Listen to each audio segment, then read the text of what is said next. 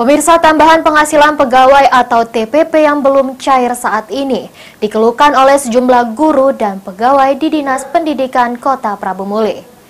PLT Kepala BPKAD Prabu Muli pun mengungkapkan penyebab TPP yang sudah 3 bulan belum dibayar. Berikut informasinya.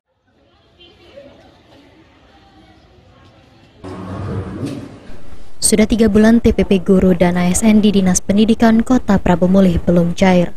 Sejumlah guru mengeluh karena TPP sangat dibutuhkan untuk keperluan anak sekolah memasuki tahun ajaran baru.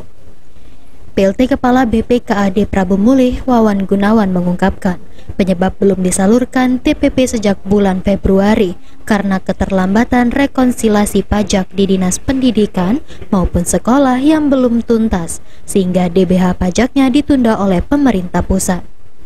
Untuk besaran TPP yang diterima, Wawan Gunawan tidak mengetahui persis berapa jumlahnya. Namun untuk besaran, total TPP di Diknas senilai 1,2 miliar per bulan.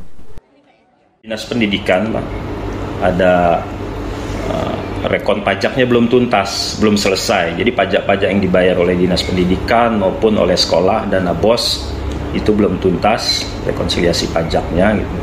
Jadi sehingga kami DBH pajaknya masih ditunda oleh pusat. Gitu. Jadi kalau dia sudah tuntas, uangnya masuk nanti kami bayarkan. Keterlambatan penyaluran TPP ternyata bukan hanya terjadi tahun ini saja. Menurut pihak BPKAD, karena Dinas Pendidikan adalah dinas yang lumayan besar dengan jumlah ASN terbanyak dibandingi DPD lain. Beni Firdaus, PAL TV.